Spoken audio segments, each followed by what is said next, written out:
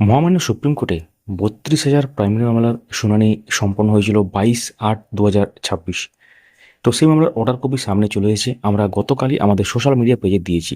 তো সহজ এবং সিম্পলভাবে এই ভিডিওতে আপনারা জানতে পারবেন অর্ডার কপিতে কি লেখা আছে সম্পূর্ণ বাংলাতে। সঙ্গে থাকুন, দেখতে থাকুন। অবশ্যই চ্যানেলটিকে সাবস্ক্রাইব করে রাখুন, পাশের বেল আইকন প্রেস করে অল করে দেবেন, হাইপ অপশনটিকে কাজে লাগান এবং যারা ফেসবুক থেকে দেখছেন পেজটিকে ফলো করে রাখুন। ভিডিওটি লাইক করুন, দেখার পর শেয়ার করে দেবেন। তো মহামান্য সুপ্রিম কোর্টে ৩২,০০০ প্রাইমারি মামলার শুনানি গত 22শে আগস্ট 2026 সম্পন্ন হয়েছে।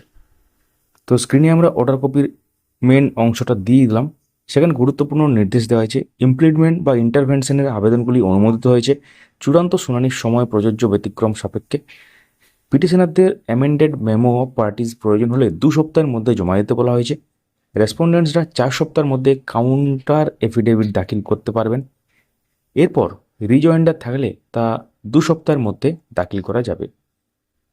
এবং এর সাথে পরবর্তী যে গুরুত্বপূর্ণ শুনানির তারিখ সেটা সামনে চলে এসেছে। মামলাগুলি 16ই নভেম্বর 2026 থেকে শুরু হওয়া সপ্তাহে পুনরায় তালিকাভুক্ত করার নির্দেশ দেওয়া হয়েছে। কোনো ইন্টারিম অর্ডার থাকলে তা পরবর্তী শুনানি পর্যন্ত কিন্তু বহাল থাকবে। তো এক্ষেত্রে